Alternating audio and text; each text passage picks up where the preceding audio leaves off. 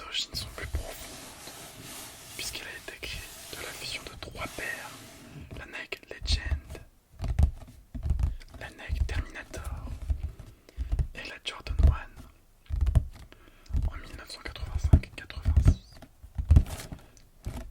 Le tout du concept à la mise en vente en 6 semaines, ce qui est extrêmement rapide, même encore aujourd'hui. C'est un timing qui est très rapide pour une conception à une mise en vente de paires de chaussures.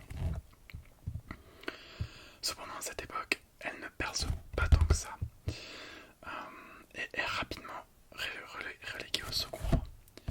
Mais c'est dans les années 90 que les skateurs retrouvent cette paire à des prix réduits puisqu'elle ne se vend plus autant et ils renouvellent la hype autour de la Dunk Low.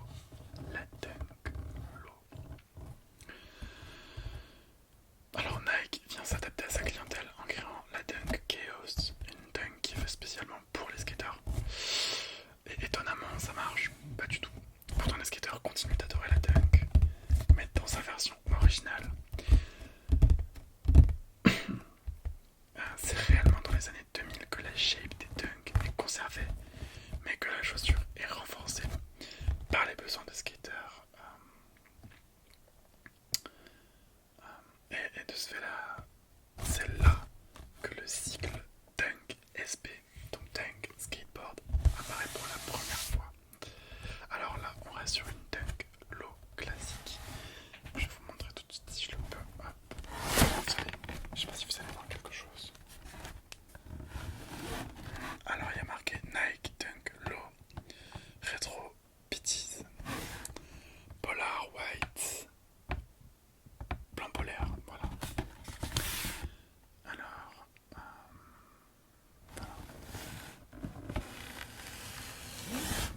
Passons tout de suite à l'ouverture de cette boîte.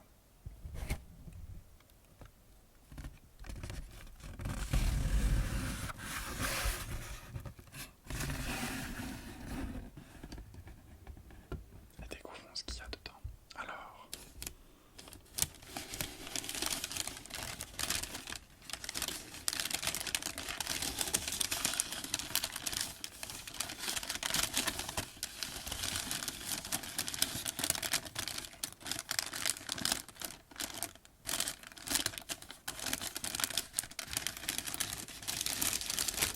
pour la majorité des paires, c'est des paires que j'ai déjà portées. Je les ai repackagées pour la vidéo. Et pour qu'elles soient de semaine plus présentable, je vais juste la poser sur le côté 2 secondes.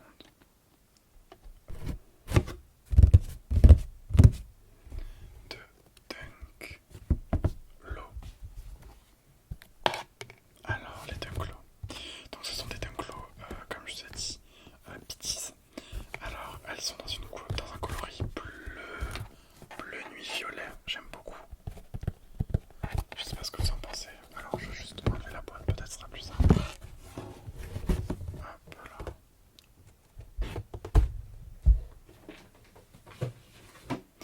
Et de ce fait-là, pardon. Vous voyez cette paire. Alors une paire de Dunk Low, rien de plus classique finalement. La shape est quand même assez similaire à celle d'une, en tout cas en hauteur, à celle d'une Air Force One. C'est ce que j'aime beaucoup. J'étais très fan de la Air Force One, mais je trouvais qu'elle était pas très bien réalisée parce que, bon, déjà pas très ergonomique quand on veut l'utiliser dans sa vie de tous les jours, tout le temps. Ça peut parfois être désagréable à la longue. Mais au-delà de ça, elle est très peu résistante au niveau juste du talon. Alors que là, vous voyez, je l'ai déjà quand même pas mal porté. Et le talon est nickel. Alors que sur Air Force One, typiquement, elle se dégrade très vite. Et souvent, il y a une déchirure derrière. Là, c'est pas le cas. Donc, une paire que j'affectionne. Elle est simple, mais elle est efficace. Dans la vie de tous les jours, elle se porte à peu près avec tout. Sincèrement, c'est une très bonne paire d'ailleurs. Genre, on renverse les pieds, hop. C'est une très bonne paire, elle se supporte tous les jours, très facilement. J'ai aucun souci avec pour l'instant. Et donc, sincèrement, pour moi, c'est une paire qui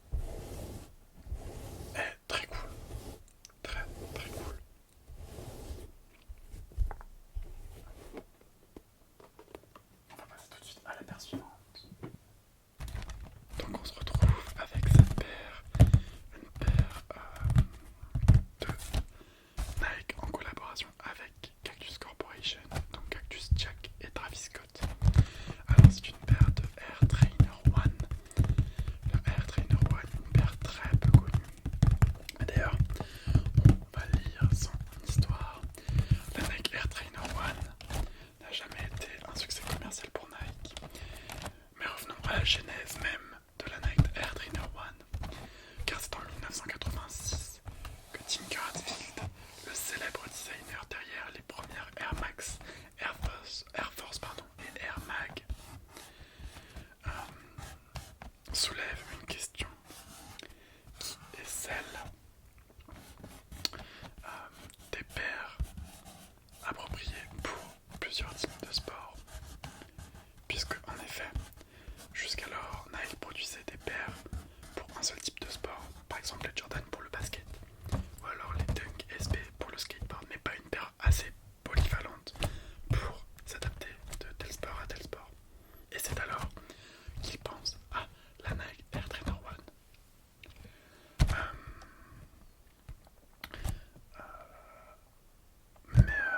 Mais donc,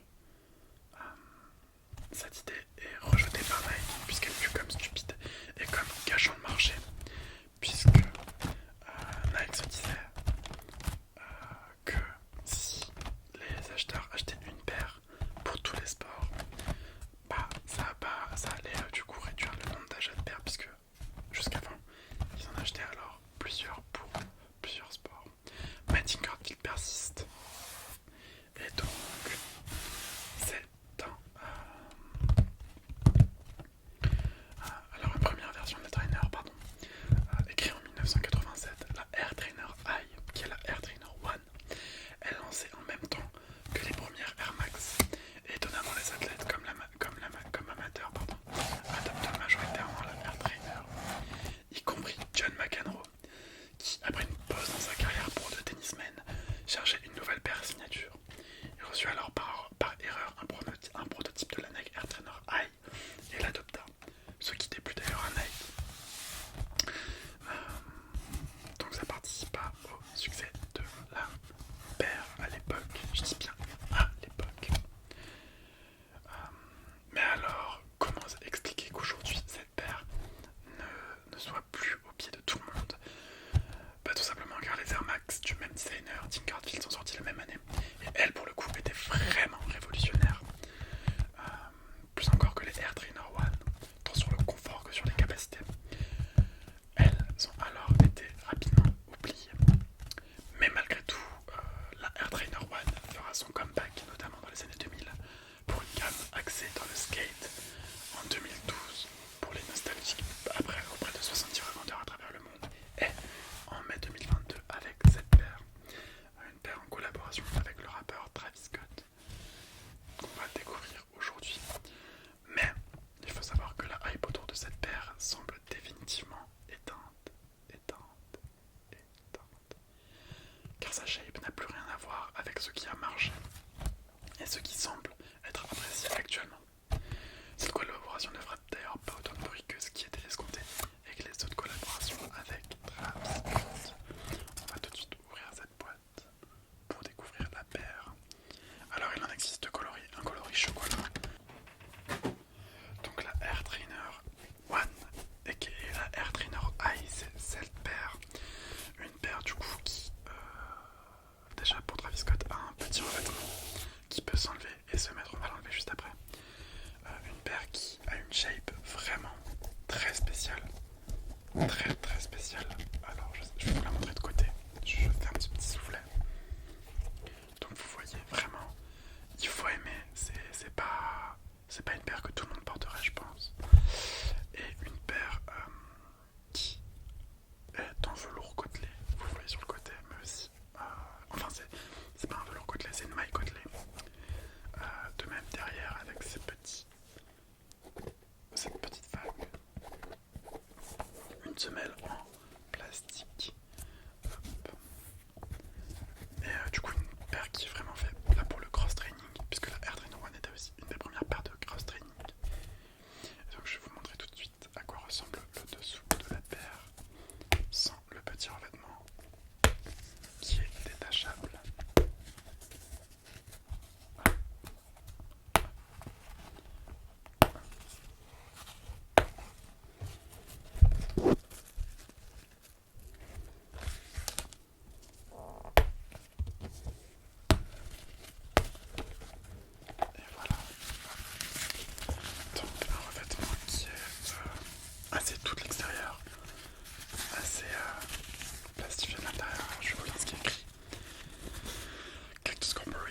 attention, read carefully and fully understand the instructions before commencing assembly.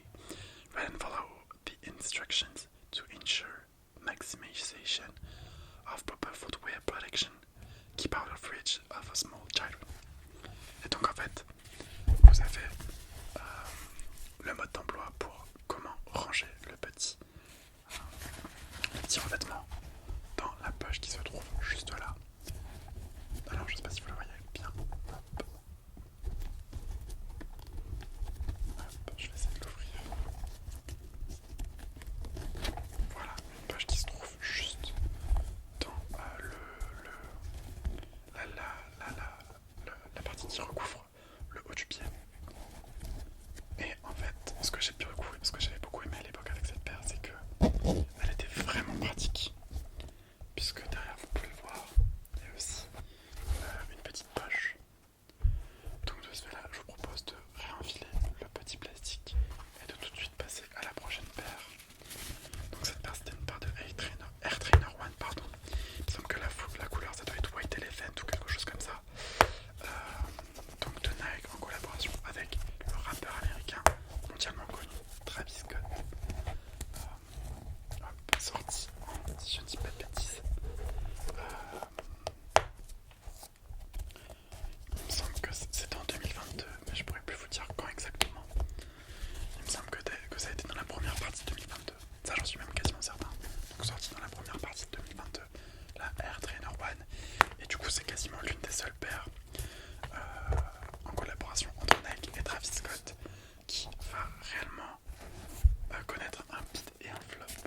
Donc voilà. Passons tout de suite à la paire suivante.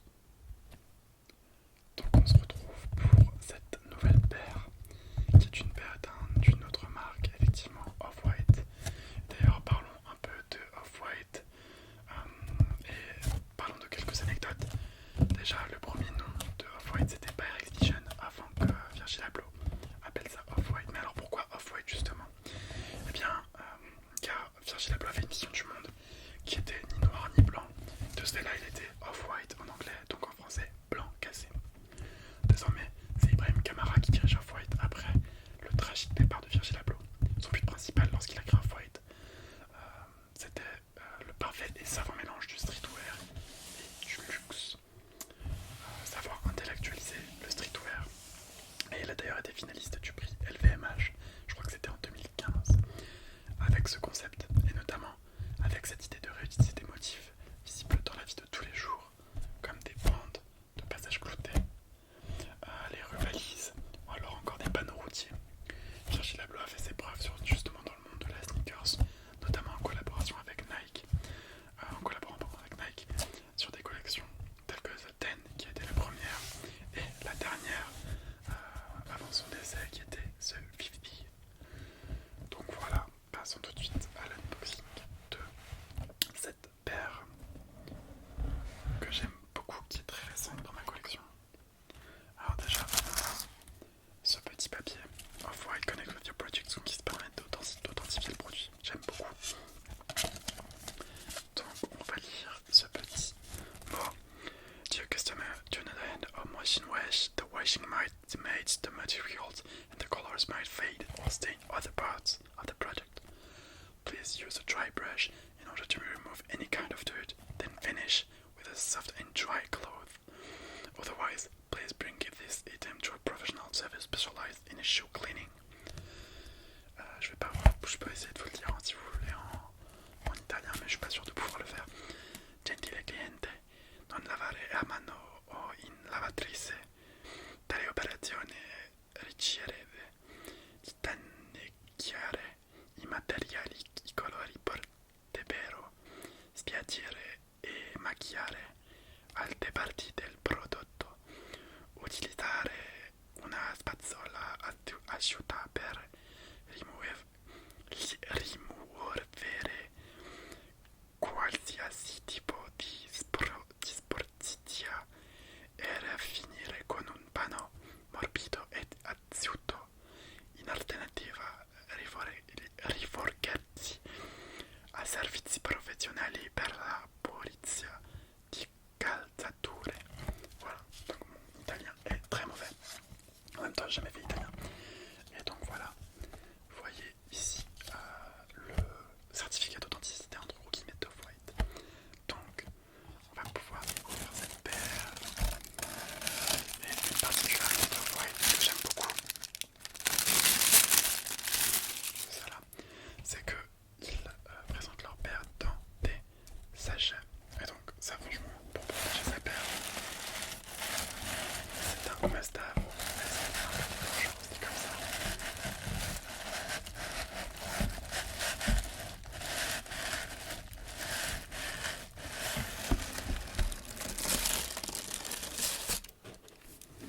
Donc vous voyez derrière le logo de la marque Off-White. Et je vais poser ça là avant de bouger la boîte. Et on va tout de suite passer à l'unboxing de la paire, donc, qui se trouve dans un beau sachet. Alors je sais que la première fois que... Hop, non, en fait on s'enlève assez facilement. Hop.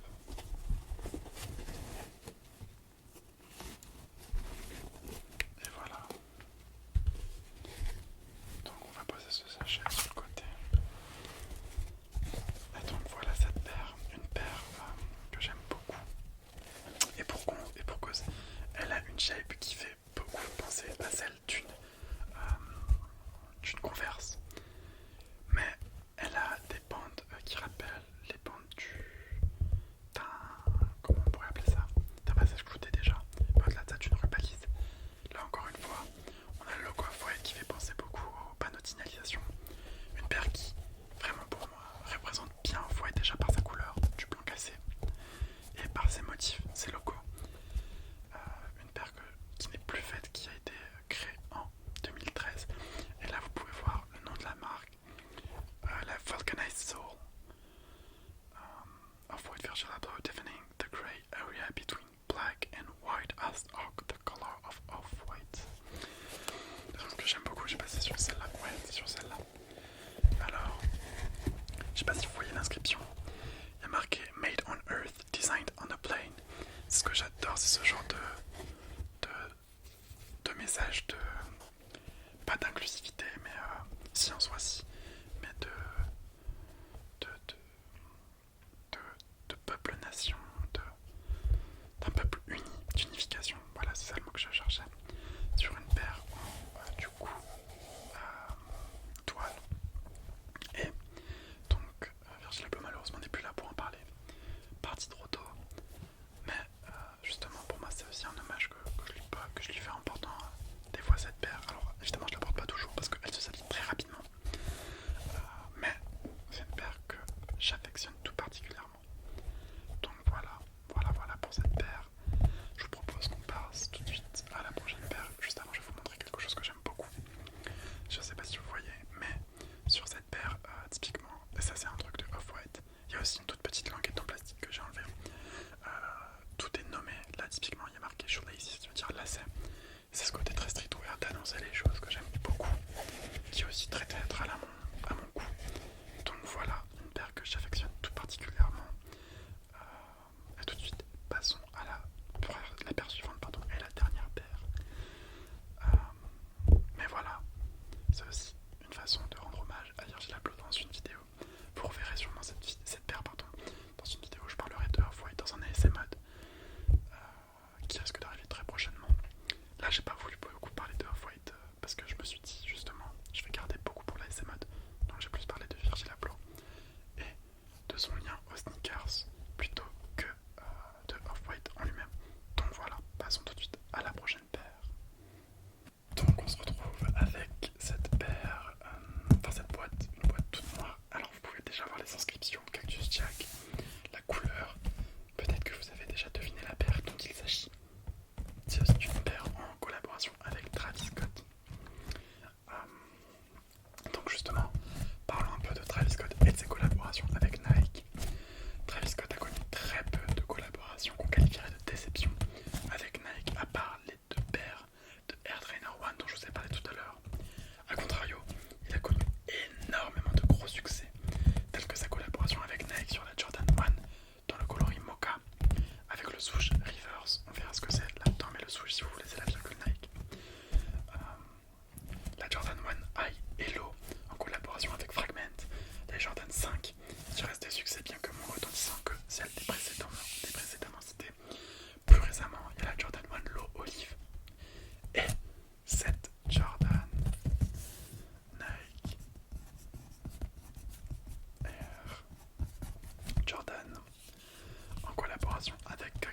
qui est la Nike Black Phantom. On va tout de suite découvrir la boîte.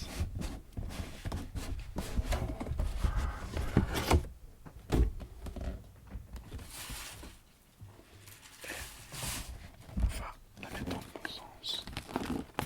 Alors, une boîte noire toute simple. Tac. Qu'on va ouvrir pour découvrir ce qu'il cache. Voilà. Alors vous pouvez le voir, un intérieur assez simple, du papier pas très, pas aussi travaillé que sur le reste, mais il y a plus d'éléments dedans. Comme vous pouvez voir, les paires sont emballées dans bandana. Donc les paires sont emballées dans des bandanas et on va tout de suite les enlever. Des boîtes.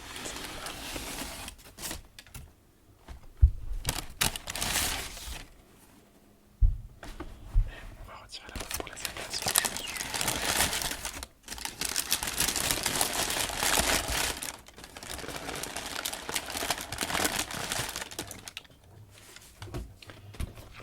voilà.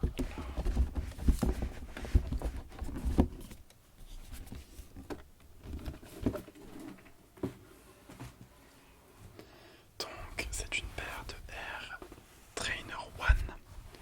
Pardon, pas une paire de Air Trainer One, une paire de Jordan One, pardon, qui sont enroulés dans un bandana que j'aime beaucoup, qui a été fait justement spécialement pour l'occasion. Je sais pas si vous voyez là, il y a le logo du coup de Jordan avec le Jumpman et le logo de Cactus Jack qui est la marque, enfin le label entre gros guillemets de Travis Scott. Et donc on va tout de suite découvrir cette paire qui est désormais connue énormément, la fameuse de ce fait Jordan 1 Low Black Phantom, une paire que j'ai beaucoup portée, que je ne porte plus aujourd'hui parce qu'elle s'est un peu abîmée avec le temps, vous le voyez juste là. Malheureusement c'est quelque chose qui peut arriver quand on pense une paire. Et quand je dis penser, c'est au terme figuré, hein, c'est pas au terme Raymond, je pensais l'arrière, non. Une paire que j'ai tout particulièrement affectionnée pour plusieurs raisons, notamment pour ce swoosh reverse que vous voyez juste là. Alors c'est justement ça dont je vous ai parlé, qui est une des particularités des collaborations entre Travis Scott et Nike, mais aussi pour les différentes textures. Alors là on a une texture assez lisse, enfin même lisse tout court. Là on a une texture assez comme le dos du cuir. Quand vous avez un cuir de vachette, vous retournez le cuir, vous avez ce genre de partie là. Pareil,